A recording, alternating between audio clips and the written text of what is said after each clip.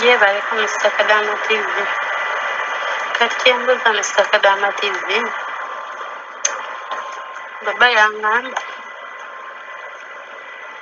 bwanfunira income genda kunzikulira account mbeere nga ntereka ssente zange mu banka ene Saudi. Nakyembuuza kibeera kirungi okutereka eno ssente zo bw'oba ogenda oyinza ozigyayo mu bulungi n'ogenda nazo oba si kirungi tayinza kuneefuulira n'azibba kuba ne Uganda benjagala okusindikira ssente nabo si beesiga bulungi. Baba saamubuulira naye yaŋŋamba bugambi nti kati genda ofune income sente kugwirayo akawunti ssente zibeere ng'oziteeka ku akawunti. Kati njagala kumpa bulamukko Mr. Kadama TV. N'ekirala yaŋŋamba engeri gy'okusindika ssente baatugamba nti bw'ajja ssente ku ssimu ng'asindika e Uganda basala nnyingi. Ate abamu baŋŋamba nti ku ssimu kye kirungi. Ate baatugamba nti omala gakozesa Western Union kati simanyi kituufu. Pabulamuko Mr. Kadama kuba ggwe obimanyi. Okujja ku ssimu nga basindika n'okugenda direct mu Western Union walungi mukwano.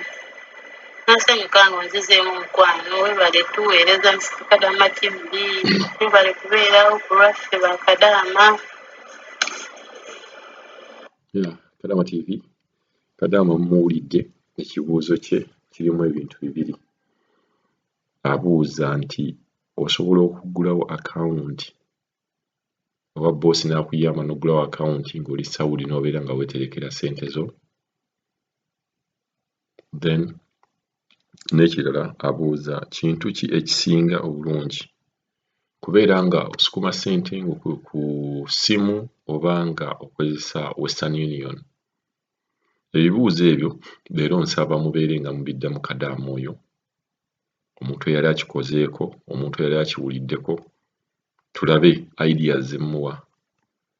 Wabula emabegako awo kambajjukizeewo Kadama omu boosi we gwe yagamba nti agenda mugulirawo akawunti. Naye ye teyamugamba nti agenda mugulirawo akawunti ng'atereka ssente. Kadama oyo voice note yo bamugijjukira bulungi nnyo. Yagituweereza ne tumuweereza n'amagezi gaffe ge twali tumugambye. Kadama yatugamba nti boosi we amugamba nti ssente zino ze yalinga akola kubeera Kadama kyava nti yasukuma ssente Uganda ne wabeerawo Omuganda we yazikozesa. Kati n'anyumiza boosi we emboozi eyo. Bw'anyumiza boosi we emboozi eyo n'amugamba nti okusukuma ssente Uganda ye agenda kubeera nga amugulirawo security bonds. Security bonds bwe buno obuntu nga bw'onojjukira nti wano Uganda simanyi naye ne Uganda wano tulina security bonds nti oyinza okugula tugambo omugabo mu kintu era nga omugabo ogwo yamugamba okugula mu kintu ebintu ebyali mu America nga waliwo ebyo ebizigo n'amugamba ojja kugula omugabo guno mu America ojja kubeera ng'ofunangayo ssente naye ate jjukira nti ebintu bino abantu b'osinga okuyingiza nga gw'ayingiza gw'osinga okufuna ssente ate ng'ojja kwesanga Kadama nga togenda kufunayo muntu yenna gw'oyingiza.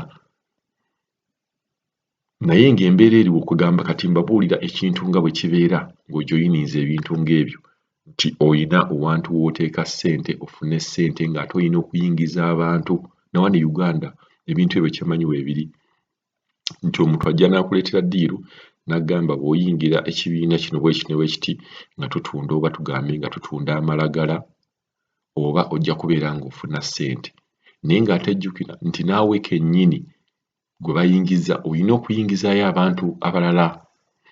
Oba munfuna bulungi ekifaananyi ekyo oba mukitegeera nti oyingiza omuntu ate n'ofuna n'oyo omuntu n'ayingiza n'oli n'ayingiza n'oli n'ayingiza kugamba chain buli bweyongera okubeera nga spreadinga bweyongera okufuna ssente. Kati nakino ekintu bwe kiti bwe kyali kifaanana. Kati nga eyo nkuwadde example naye security bonds oluusi zitera kubeera ne mu bank ne bagamba nti gula bondi eno ojja kubeera ng'okola ki ng'ofuna ssente. Naye kati wano bwe nkiteeka ku level yaffe level omuntu kyajja okutegeera amangu ekyefaananyizaako e Uganda kyekyo ekintu omuntu najja n'agamba gula ebizigo yeyingira kampani y'ebizigo bino oba eddagala kati bw'oyingiza omuntu nga weyongera ofuna ssente n'oyingiza omulala weyongera ofuna ssente kati n'oyo oyo gwe wayingiza naye bw'ayingiza ssente zo zibeera zeeyongera. Kadaama yatubuuza ekibuuzo ekyo n'agamba akoze atya boosi we amugamba ekintu bwa kito era yakikkiriza. Kati obuzibu bwe yakola ye yakkiriza tamaze na kwebuuza ng'ono bwe yeebuuzizza.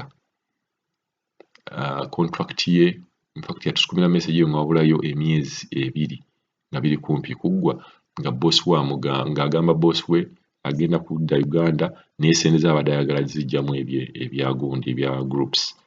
Boosi we n'amugamba tosobola bivaamu bw'okiyingira oba okiyingire tosobola kugyamu ssente zo. Era Kadaama mujjukira n'abeera n'atabuka naye at the end of it all teyafuna ssente ze. Wabula twamuwabula nga tanaba natubuulira nti boosi we yamuwadde ssente yawaddeyo dda ssente owa boosi we ne tumugamba ebyo yabadde nsobi naye nga tukimanyi boosi we yali amulimba bulimbi kuba bano nabagambye abantu balina obukodyo jagamba ssente zo nina wenzikuteera naye nga taziteekayo. Kati nkyabagamba ekya happening Kadaama ono yali taziteekayo naye nayagala omulaga nti oyingidde ekintu ky'oyingidde naawe olina okuyingiza abantu abalala. Twabuuza Kadaama abantu b'ogenda okuyingiza abalala bali luddawa? Manyi waliwo omuntu n'agenda n'akukwata obwongo naye nga naawe bodde mabega naye mbutuufu nabadde kuki?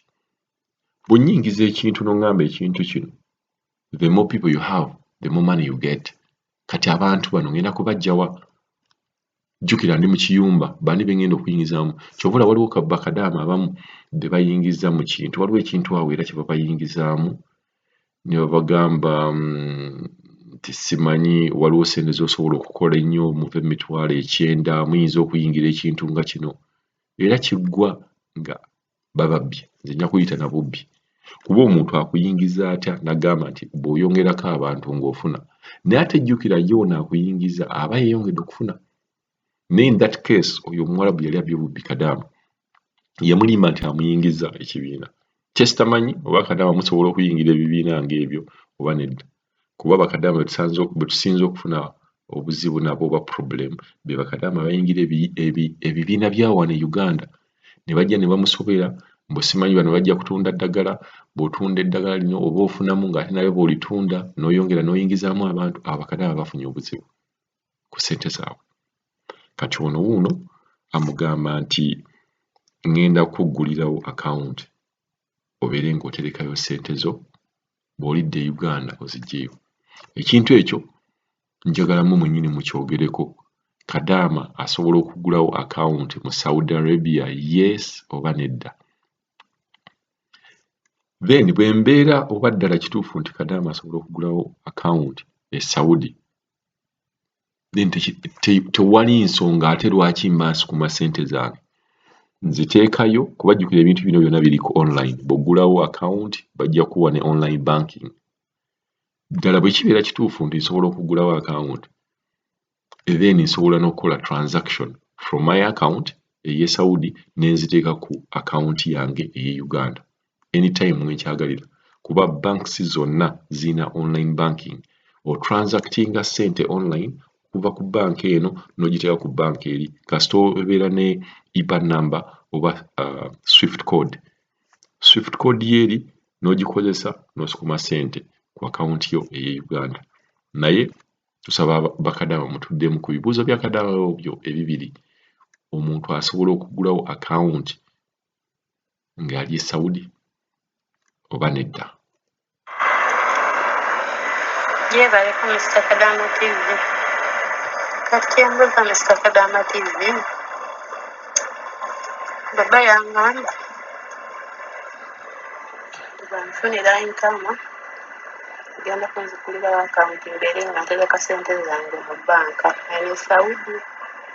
Nakyembuuza kibeera kirungi okutereka eno ssente zo bw'oba ogenda oyinza oziggyayo mu bulungi n'ogenda nazo oba si kirungi? Tayinza kuneefuulira n'azibba kuba ne Uganda benjagala okusindikira ssente nabo si beesiga bulungi. baba saamubuulira naye yaŋŋamba bugambye nti kati genda ofune nkama kugulira akawunti sente zibiri ng'oziteeka ku akawunti kati njagala kumpa bulamu Mr. Kadaama TV. N'ekirala